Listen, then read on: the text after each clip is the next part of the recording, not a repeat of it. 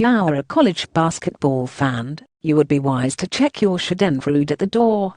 There's been no shortage of it this week, the juggling at other schools' misfortunes in the midst of the federal investigation that has rocked this sport and several of its most powerful programs.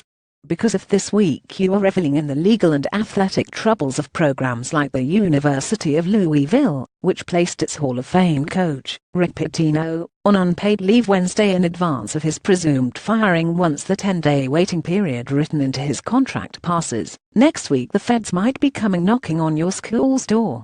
The desire to mock others' misfortunes is as great in the tribal world of college athletics as any other corner of America, save for our politics.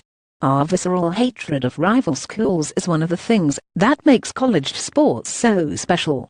The reason ESPN's College Game Day has become a Saturday morning institution is because of the hundreds of signs well-lubricated students draw up to mock their opponents. But if you are spending this week ripping the schools and rogue actors implicated in the massive FBI sting that has landed 10 people in federal custody so far, if you are laughing at Pitino and Louisville, if you are calling at Oklahoma State, Auburn, USC and Arizona the dirtiest programs in college basketball, if you believe Adidas was the one shoe company that was at the root of all this corruption, well, you are about to get a lesson in the rapidly expanding tentacles of an ongoing federal investigation. If you thought this scandal was limited to only Adidas, well, on Wednesday came reports that the FBI had subpoenaed employees of and documents from Nike's Elite Youth Basketball League grassroots division. If you thought Adidas executive Jim Gatto was the mob boss who turned Adidas into this dirtiest part of this dirty recruiting world, well, perhaps you didn't notice that another of the businessmen arrested this week in connection to this scandal, Merle Code, used to be Nike's director of elite youth basketball. If you think Pitino and the 4 arrested assistant coaches are the only heads that will roll in college basketball over this, well, you've got another thing coming. Fans like to believe that their school is the school that does it the right way. And coaches love to further those narratives. Some of them are telling the truth and try to abide by every rule in the book. Others are bald-faced liars.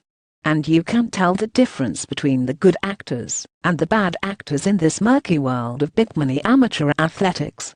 I know I can't. The reason is because this sort of corruption is so baked into today's sport of college basketball. So baked in that it's not even referred to as cheating, instead, it's called getting things done.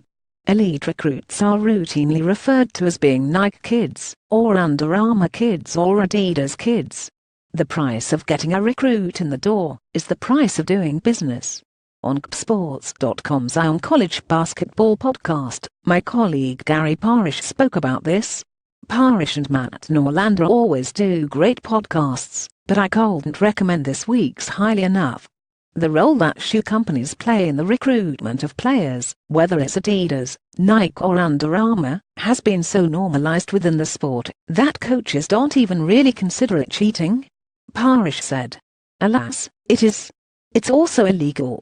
But the deep tentacles that shoe companies have in this hoops world means that it's virtually impossible to avoid these relationships. Sometimes they turn sordid, like the ones detailed in this week's announcement of a federal investigation.